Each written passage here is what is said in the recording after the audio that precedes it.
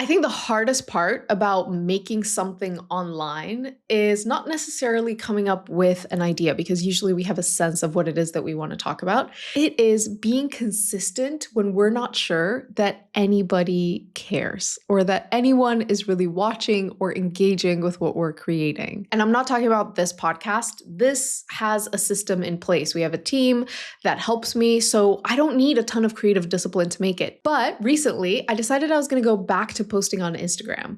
And that is all me because it requires me to record, to edit, to publish. All of it is entirely on me. And creative discipline is really what you need when it's just you and your idea, and you're publishing whatever it is you're creating, and you're waiting to see if it resonates with anyone else out there. So I'm testing this on myself right now, and I noticed that there are three core things that I have to keep reminding myself. And so I'm going to share them with you here because it very much applies to the podcast that you might be working on. All right. And if you're new here, hi, welcome. My name's Hiwete. I'm a podcast producer. Here are a bunch of shows that I have worked on, some of which you might know are Where Should We Begin with Esther Perel, or Together Apart with Priya Parker for the New York Times.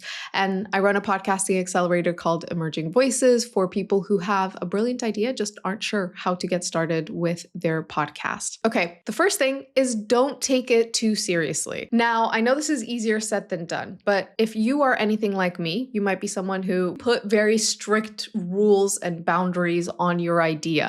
It can be quite easy to fall into the trap of perfectionism. That's what happens with me. Once I say, okay, it has to be this way, and this is what I have to create every single week, then suddenly I start overthinking my ideas and it becomes harder and harder to actually hit publish on my posts. But when I keep things loose, in my case, I'm telling myself, hey, listen, you want to document your life? That's cool.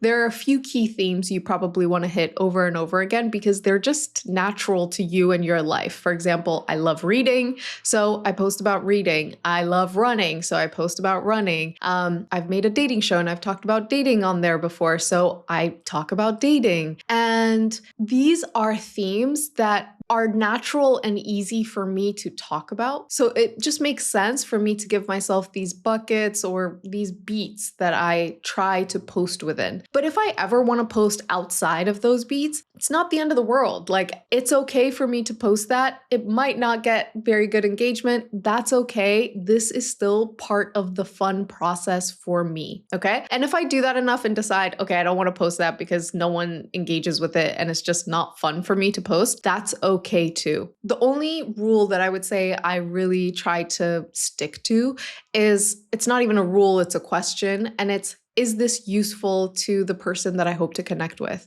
And the exact same thing is true for you as a podcaster. So you might want to come up with some ideas, some beats, some buckets of what it is that you will want to talk about on your podcast. But then you can allow yourself to be creative, to experiment, to post what it is that you want to share and post.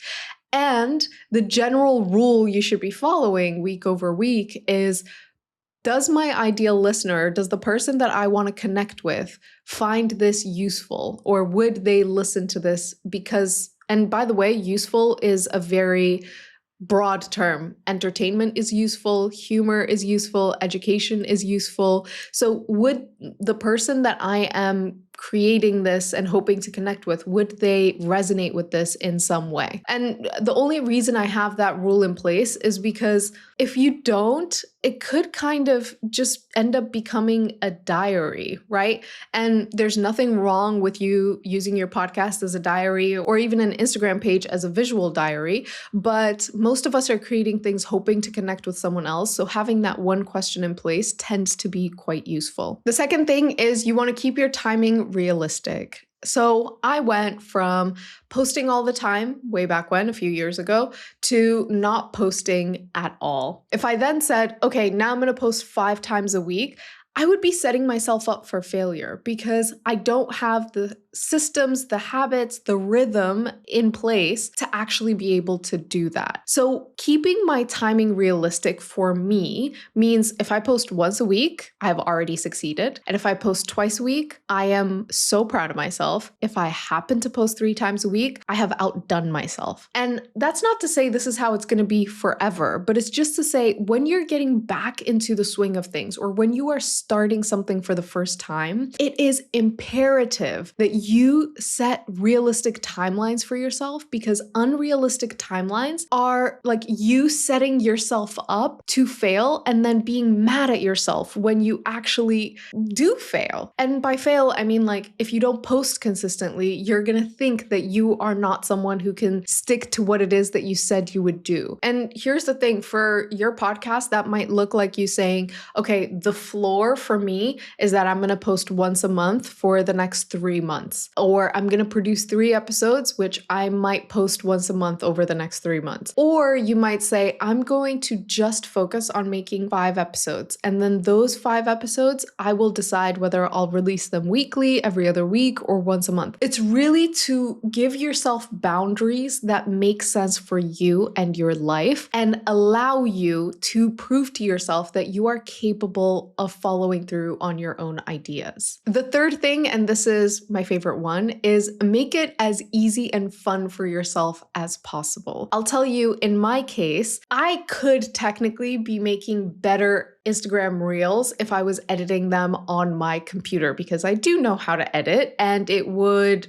be a better produced video. But I also know that what makes this whole experience chill and fun for me is to lay on my couch at the end of the workday, put together all of the clips on my phone, and then edit on CapCut. Because I know that that's what feels fun and what feels easy for me, that's what I do. Because if I was making it serious and I had to be on my computer in order to edit every video, I know that I just wouldn't do it after a certain point because it would feel more like work than like something that was actually fun for myself. In your case, as a podcaster, as you're beginning, the question you have to ask yourself is like, what would make this experience as easy and fun for me as possible? For some of you, it might be that you're trying to make a podcast on your own when really your first few episodes could just be you and your bestie setting up the podcast and setting up what you want this thing to be. Or maybe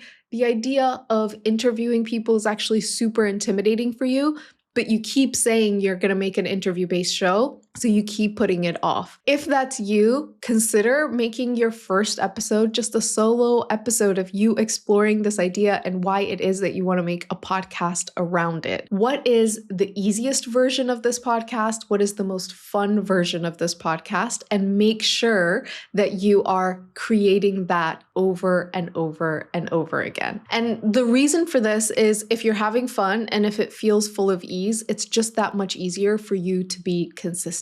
And that is what we need from you. The more episodes you can put out, the better you are going to be as a podcaster. And then it's going to be inevitable that at some point, you're going to hit a point that allows you to significantly grow in whatever direction it is that you want to grow your podcast. Maybe it's that you just want to create a podcast that blows up and reaches a huge audience. You can do that. Or maybe it's that you want to create a whole business around this podcast that you're creating. You can do that too. But before you're able to do that, you need to have a body of work, as in you need to put out enough content that people can go back through and see and feel like you are someone who can be trusted because you do follow through on your ideas. So that's it. Those are the 3 things that I keep reminding myself and I hope are useful to you as you start your podcasting journey. And if you've watched this, if you've listened to this and you're thinking, I want more, you might be a good fit for the Emerging Voices Accelerator. This is where I coach you on making your podcast. I give you feedback on your first few episodes, and you get to work alongside a community of other podcasters who are making their own shows. If you're not quite ready for that step, you can always download our 10-step guide to launching your podcast. I will see you